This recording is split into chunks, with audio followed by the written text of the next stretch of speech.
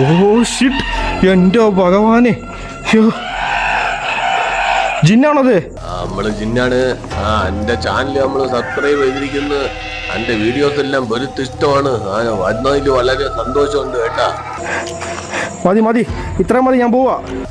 Okay, നീ സൂക്ഷിച്ചു പോണേ. രാവിലെ സാമൂഹിക വിരുദ്ധരുടെ ശല്യം ഉണ്ട്. അവന്മാര് കുപ്പിയെല്ലാം മാറി അവിടെ ഇവിടെയൊക്കെ ഇട്ടേക്കണേ. നീ നോക്കി പോണേ. Okay okay okay okay okay നോക്കി പോണേ. ഓക്കെ. ഞാൻ പോവാണ്. മതി മതി, എനിക്കൊന്ന് ക്യാമറ കിട്ടണം. ഓക്കെ, ഞാൻ പോവാ. ഭവാനീയമായ എന്ന സൂപ്പർ ഹിറ്റ് നാടകത്തിന് ശേഷം പ്രച്ഛന്നൻ പ്രകാശൻ തട്ടിക്കൂട്ടി തട്ടിക്കേറ്റുന്ന അടുത്ത നാടകം.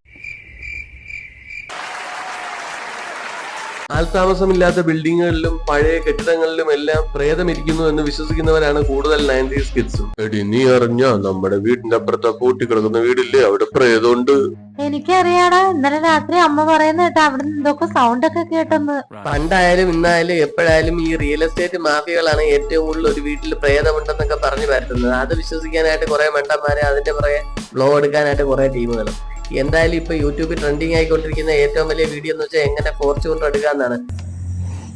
മൊത്തം പൊട്ടി തകർന്ന ഒരു അബൻഡൺ ആയിട്ടുള്ള ഒരു ബിൽഡിംഗ് ആണിത്.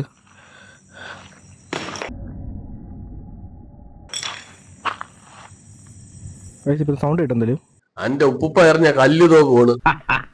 കേസ് വീഡിയോ കാർഡിലും കസ്റ്റമറിൽ വന്ന കമന്റ് ആണ് എന്റെ കണ്ണ് നിറഞ്ഞു പോയി. കേസ് ആണായാൽ ധൈര്യം വേണം. പെണ്ണുങ്ങൾ ആണുങ്ങളോട് പറയുന്ന ഒരു സ്ഥിരം പറച്ചിലാണ്, അണ്ണന്റെ ധൈര്യം വേറെ വേറെ വേറെ ലെവൽ.